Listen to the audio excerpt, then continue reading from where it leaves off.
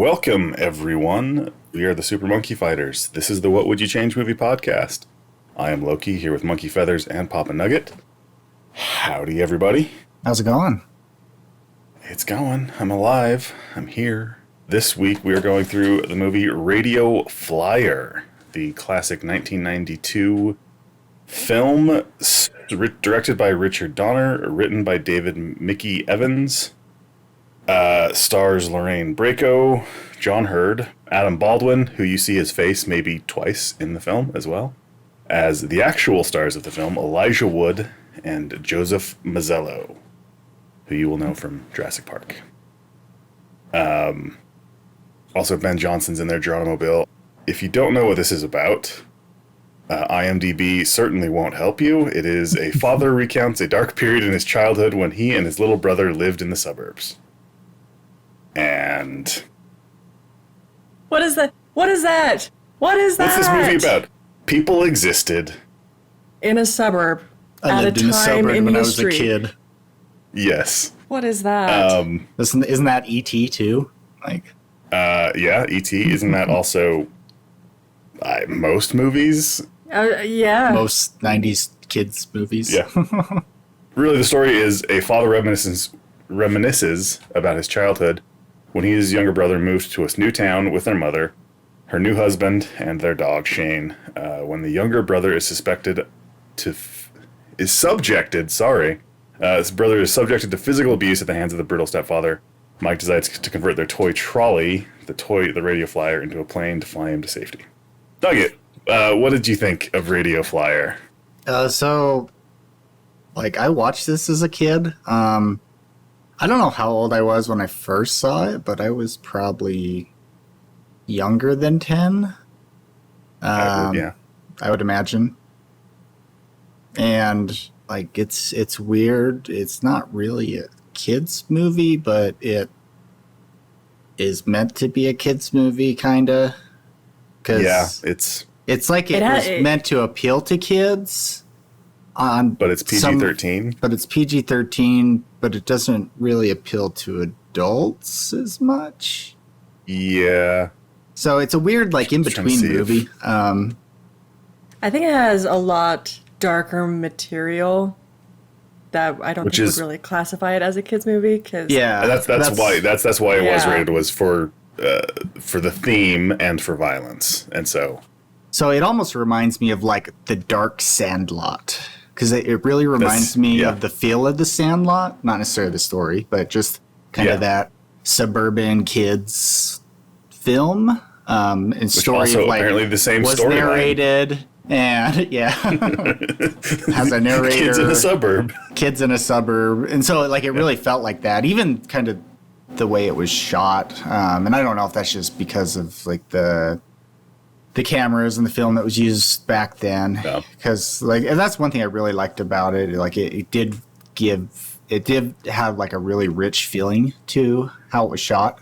All the colors were good. I really liked how it looked overall, even though there wasn't anything that was remarkable about the setting, but it felt very natural, maybe a little dramatized a bit at times, but not overly over the top.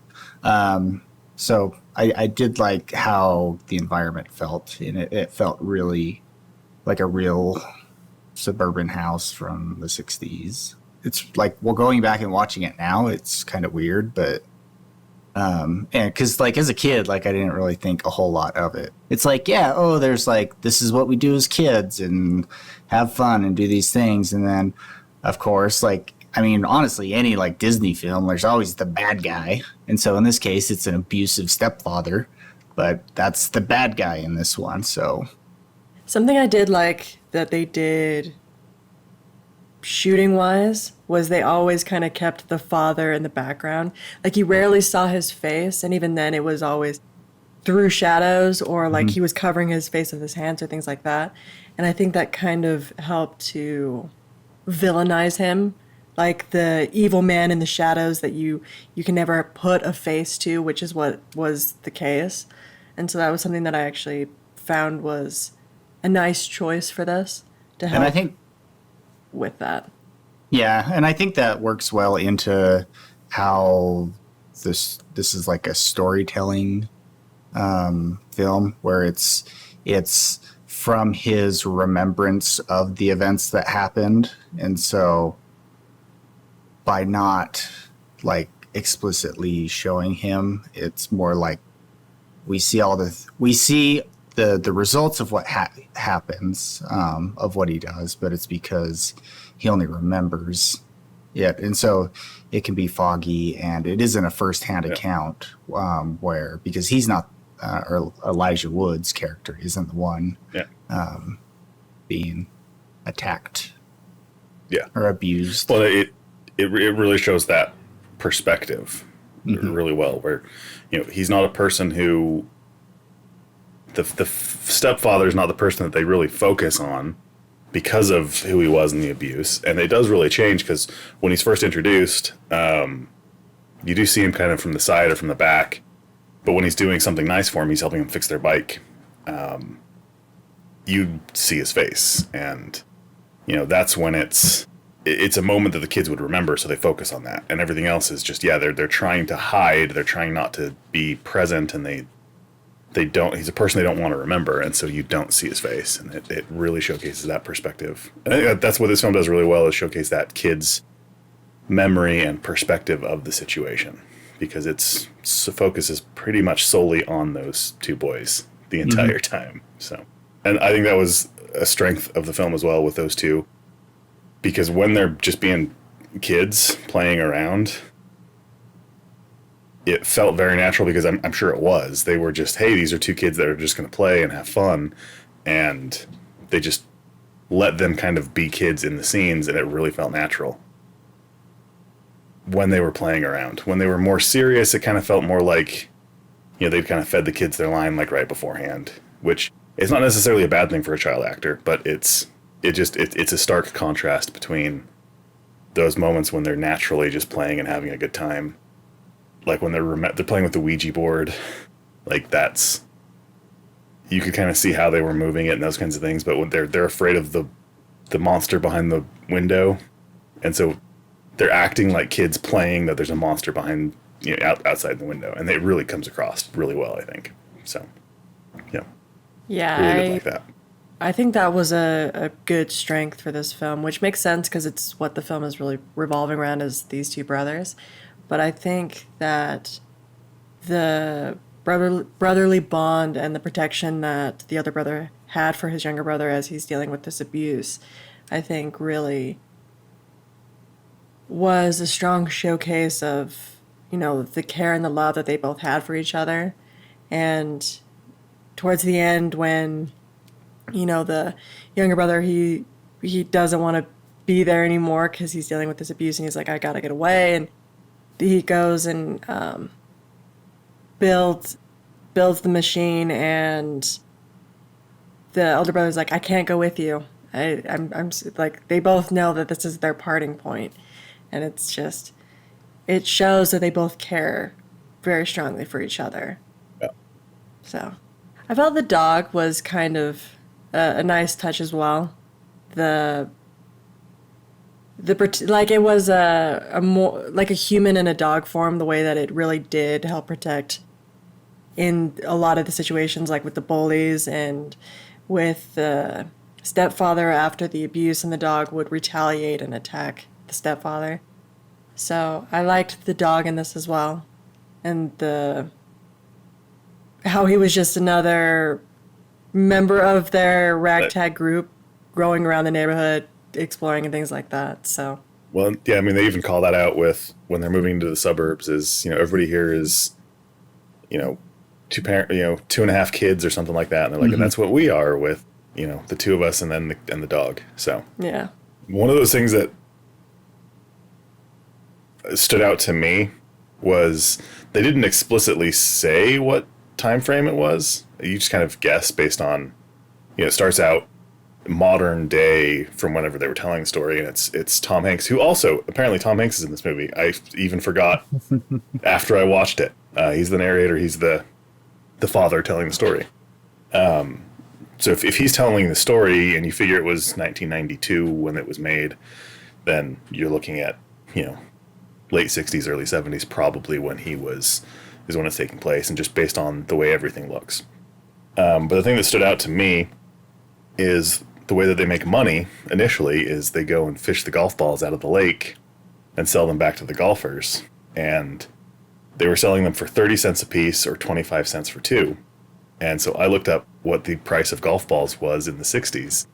And on the expensive end, they were $1.25 a ball. And on the cheap end, they were 50 cents a ball. So I think that weird little detail that they were like, okay, if this is what golf balls cost, let's, sell them used for price that people are going to pay. And it was a weird detail, but it was a detail that I think either somebody knew that's how much golf balls cost back then, or, they put some research into understanding, the kids aren't like, $1 a ball. And you're like, man, this is 1960, whatever. $1 a ball is ridiculous. Like, nobody's going to pay that, even on a rich, country club golf course. But I did like that, and just how, resilient the kids were, not just in their lives, in trying to deal with this situation, but just in figuring things out with, we need money. We don't know why, but we know we're going to need money for something. And so let's figure out how to make money. And,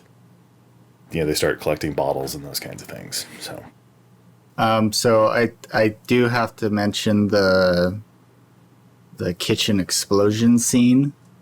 yes. I think that's deserving of a mention. Very reminiscent of childhood and expeditions. Yeah. That was an interesting little montage moment of them building their little potion. Yeah, just the explosion and the shot they got, and it all sticking to the ceiling, and of the pot lid good. Stuck in the ceiling, and then it falls on cue, and that, and the dream sequence with the buffalo hideout in the backyard turning into a buffalo. And then the buffalo having a conversation. So that is one thing I did want to bring up, because it did kind of stand out to me a little bit, where it was a forced perspective shot with the buffalo and Elijah Wood through the window to make the buffalo look huge and him look small by comparison. And just how I was like, I guess that's, a defining moment for Elijah Wood's career is forced perspective and looking smaller than he actually is, because he started out that way and kept doing it. So, dislikes. It's not necessarily dislike, but I think it's a good transition moment, because Nugget, you brought up the way that it looked, and it did have rich colors. It looked really good. It was shot very well. I did like the use of tight angles, like they're focused on people's faces. It wasn't wide shots. Focused more on details, all those kinds of things. But, man, 1992 feels like it was 4,000 years ago. It really felt like it was an older than it is movie, and I get it's old. I mean, it's 30 years old at this point, right? But, yeah, basically. It really felt that way. And it's a thing you get over really quick, but it just looked like a movie from a different era.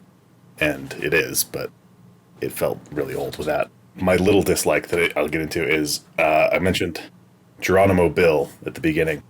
When they meet Geronimo Bill on their trip out there at the beginning, and he's got the buffalo and is nice to them, there's a weird scene where him and the mom almost seem too familiar. Like, he lets him in for free, and she's like, thank you. And it's like they were going to go in for like a hug. No, it's like they're right at the beginning. Oh.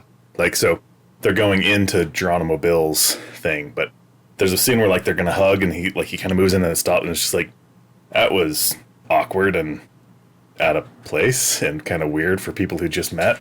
But, it was a strange thing. And then Elijah Wood's character turns back and very serious and solemn, thank you. Like, we needed this for our family. And you're like, we just met you guys. We don't really know what's going on. This is kind of a little off, but, it's there. My only big issue with it just being focused on the boys and their perspective, this is 2 hours of they're playing and having fun, their stepdad's abusive, they're playing and having fun, their stepdad's abusive, they're playing and having fun, their stepdad's abusive. Let's put together the radio flyer and leave. Like, there's just the same message over and over again. And even though there's other characters, they don't really develop them at all. There's the sheriff, but he's in like 6 seconds of the film, and there's a scene where he tries to help them, but he can't. Like, yeah, with the greatest action hero one-liner, I think it's "Now you're done" as he puts the handcuffs on. Yeah, at the end, like that. After the guy's already been to jail for domestic abuse and been let free. Like, this is his second time around. Like, it's not "now you're done." Like, that should have been the first time. The mom, I think, was a lot more of like a side kind of background character, and I think that maybe she could have been a good character to develop and give more to her, because it's one of those, like, you really kind of don't know what happened to their original father and why she was going to visit. I shouldn't say it like that, because you know why she's going to visit the aunt, but it's just kind of like you don't really get a lot of information on the mom, and she does have a big part in these boys' life, but there's just not much about her. Like, towards the end of the film, you understand, like, oh, she's working at a diner, and then she comes home to find that the stepfather, he lied to her about the drinking and the abuse and things like that, and she runs to the sheriff's station to get the hero, action hero cop, which is like two houses away. 2 feet away from the house. Yeah. Yeah. Like, that's, yeah. But you just don't get a whole lot of information about her. And I think that given the big presence that she would have had in these boys' lives, I think that there should have been more to her. Well, and there's a stark change too, right? It opens on a shot of her, I think. Or it's the boy with his hand out the window, and then her. And she's a big part of that first scene in that montage as they're coming out to California. But then as soon as they're there and she's in love with this new guy, like, she's just a side character at that point. So yeah. Well, and I think it shows her kind of absence in the relationship, where, like, she's working all the time, and so she's not at home very often. And I think that's kind of what helps set the stage as to why the abuse can happen, is because she isn't there and the stepfather's home. I think with her being that absent, I mean, it's integral to the story, right? That's how it shows that. And they do have some scenes with her and the kids, but I think they needed more to kind of break up just that those kids are alone all the time and we're just spending 2 hours with them. So breaking up the story as you just described, where you have kids playing, dad abuse, kids playing, dad abuse. Like, to break it up more, because I do understand how abuse can happen, and of course, an absentee parent, things like that, but it didn't really feel like there was much to the mom once she started dating the dad. And then they got married and things like that. Like, she was just really kind of pushed out of the picture completely without fully understanding more about her. Yeah, and I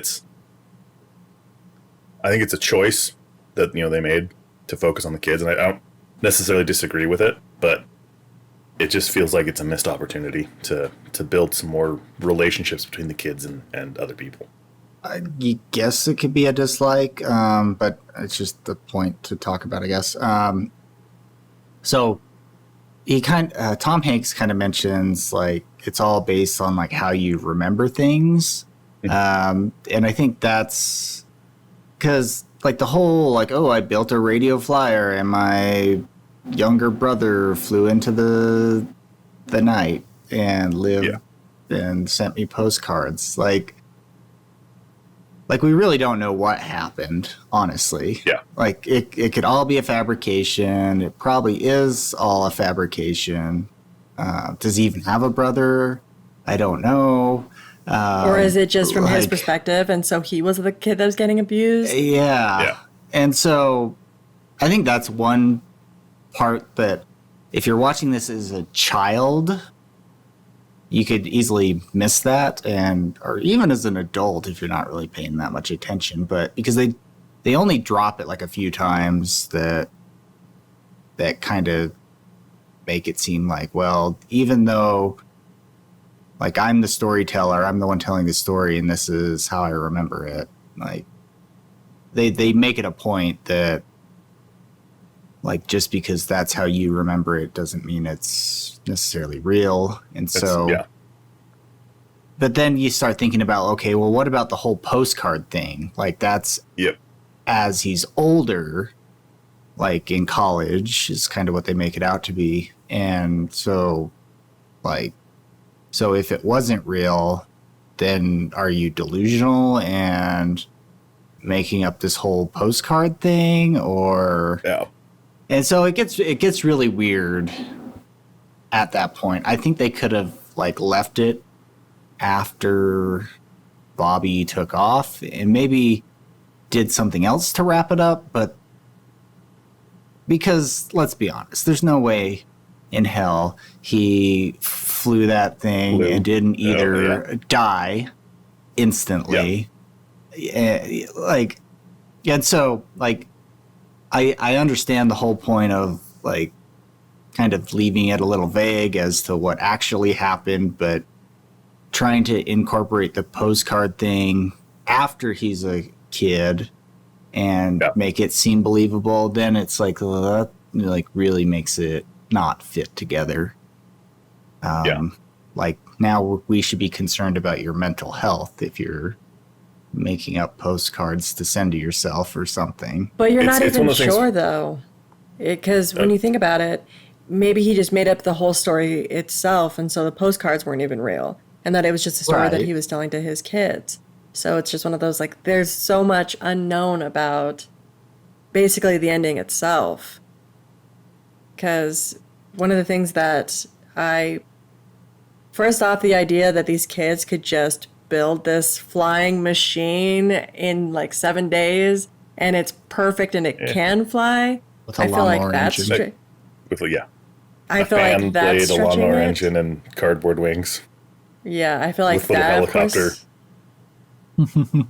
Yeah, totally flies.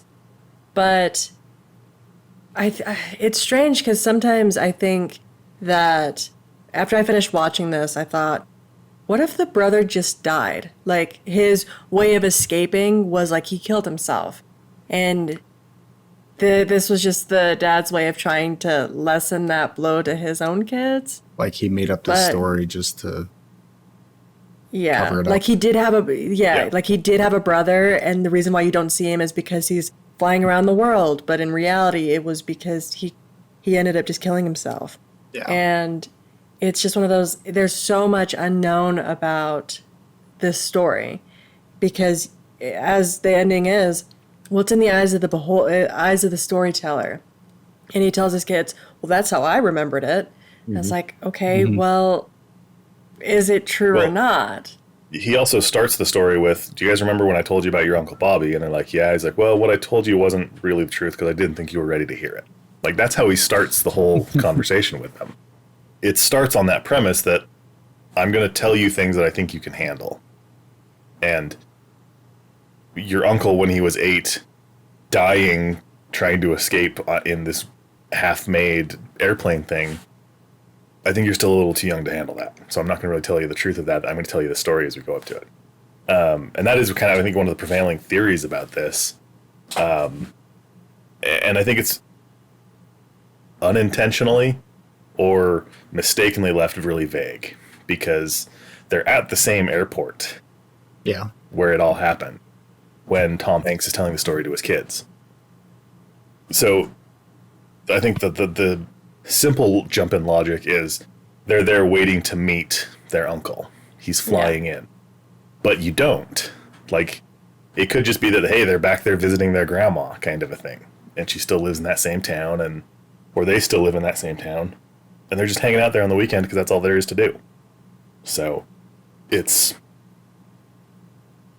needed something to kind of solidify one way or another because it doesn't really hint strongly as to what had actually happened. Even if he didn't die, but he ran away. And this is all just a metaphor for him running away. And this is how he remembers it and how he wants to tell his kids. This kid's got to be 8 years old. an 8-year-old running away doesn't end well No. in any way. There's just no way that ends well. So I'll give it the option that it's possible someone finds him and reports him, and then he's sent back to wherever he is. So there is a relatively positive option. But if no one finds him, then yeah, there's no good ending to that. But Yeah. he's missing in the adult world. Yes. Yeah. Yeah. best thing, it's wrapped up by, the plane lands and it's their uncle who gets out, right? Bam. Okay, yep, now we know that somehow he got out of the situation okay. Yeah. But really the way that it ends is the kid goes flying through the air and you don't see him. He's going towards the ground, and that's the last that you see him. So it could be that he crashed, and when they're saying goodbye to each other, that's while he's dying, and they're saying goodbye to each other on the radio. Like, it's too weird of a way to handle it, I think. And like I said, normally I like you got to make up your own ending, but I think this a very ambiguous ending into a very tragic ending. I think they intended it for it not to be ambiguous. They just didn't tell it well at the end, and it's either really tragic or not, but in a way that's kind of weird, and there's a lot of holes. Outside of that, just the fact that all of the kids in the neighborhood hate them for no reason, and then Because they Kinda came like to him, the Marshall's and then- house. Yeah. yeah, And then then they try to be friends with threaten him in and beat front him of up, the cop. and yeah, That was And then interesting. after- Like they're yeah. trying to blame it. Like, no, we didn't start it. We were just minding our own business. And then as they're Yeah. riding away, we're gonna come back and We're we're gonna- gonna. And I'm just thinking, Like- well, there was some logic in that. and then Elijah Wood kind of is initiated into the group, right? They're playing football and they're just beating the hell out of him, and he makes it across the line, and everybody but the one kid really like, yay, you did it, good job. And then after that, they're all still against him. Like, it's like, are they villains in this story, or do they become friends? Like, yeah. Well, they were all like happy for him after he like beat up the ringleader guy. Kid. Yeah, but then they and they all come helped him back and try to escape. break into the clubhouse when they have the radio flyer built. So That was that after. that was after. Yeah. The dog bites his pants off. Only his pants and not the undies. Because that's how a dog bite works. Slide into changes. I guess I can go first on that one because it starts out with the kid who jumped off the barn the first time. Bobby Fischer. Bobby Fischer, not the chess player. The Fisher Flyer. Yeah.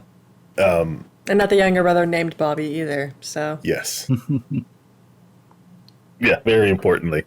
He works at the gas station, and this is kind of what I was talking about earlier with opportunities to build better characters. Like, when they're collecting bottles, they collect bottles from him at the gas station, and you see him kind of limping around. And then later on, they run into him, and he just gives them a little bit of advice, like, if you're going to go, like, this is how you do it. Like, if you're still together by the time you're halfway down the hill, you should make it. And when you come off the end, don't pull up, because you'll stall out, blah, blah, blah. And here's a baseball card. Also, here's a baseball card, and somehow you know it's exactly his what this lucky means. baseball card. It helped him fly, so it's going to help the younger brother fly. Come on now. Right, and then they see the thing in the newspaper clipping in the window. Like, if these kids had been talking to this guy the entire time, like, that would have, I think, built up that moment a lot more. Yes, it was really weird. Whereas, yeah, because I had completely forgotten about this. I hadn't seen this movie since 4,000 years ago when it first came out. When dinosaurs roamed the earth. Yes. But I completely forgot Tom Hanks was in it. I completely forgot about that moment. Like, you see this guy hobbling around to the gas station, you're like, that's a really weird extra. Like, it seems like that's a missed opportunity for a character. And then, of course, he is a character, but bit part, not a a fleshed out character where, you know, the kids were interacting with him more than just, hey, we got a piece of garbage from him. So I just think that lends a lot more to my changes. Other than the ending, like, I think this doesn't benefit from ambiguity. You know, I think I honestly would have preferred to see a plane land and the brother get out, right? Like, just some confirmation that, oh no, things were terrible, but they worked out in the end. Yeah. Like the message that he's telling his kids, like just some confirmation of that, I think would have really built this a stronger ending than it had. Like, it doesn't have a weak ending, but it would have really just wrapped that up. That message that they're trying to get across of, oh yeah, he finally got to do everything he wanted to do. The whole point, like, he's telling this story is to explain the importance of a promise.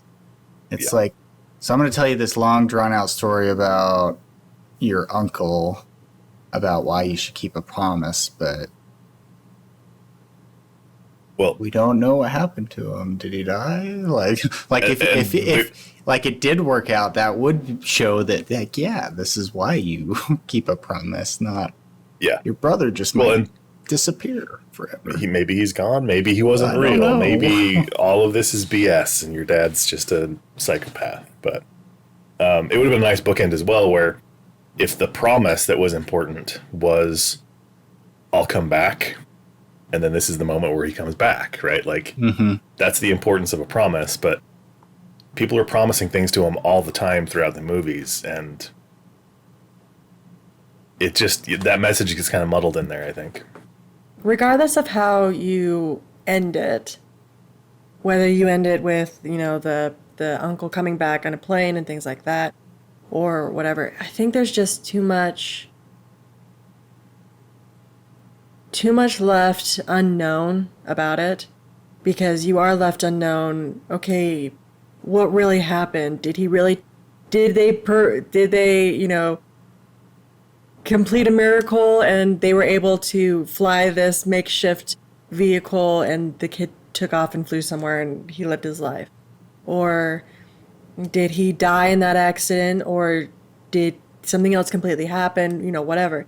There's still too much left unknown about it, and so it's too vague, so that when you really think about it, you're left with a lot of different options, and it is really strange to think that this movie just started out with the importance of a promise, goes into this long-winded story about something, but does it make sense when it comes to terms of a promise? Yeah. And then the end, he tries to reiterate, like, that's why you keep your promise. Okay, but what was promised that was the connection? Yeah. And so he's like, he makes promises during that story to, like, not tell their mom that the abuse is happening. Which is not a good promise. idea. Exactly. Yeah. It's like, why do you want to teach your children that a promise is more important than what you should do and safety? But was it the dad's promise of, I'll never drink again and I'll never abuse, you know, Bobby again? Was that the promise? And that was a promise that was getting broken. There's so many different things that were getting promised, and there's not really a good message in this to convey at the end of what the promise was to not break.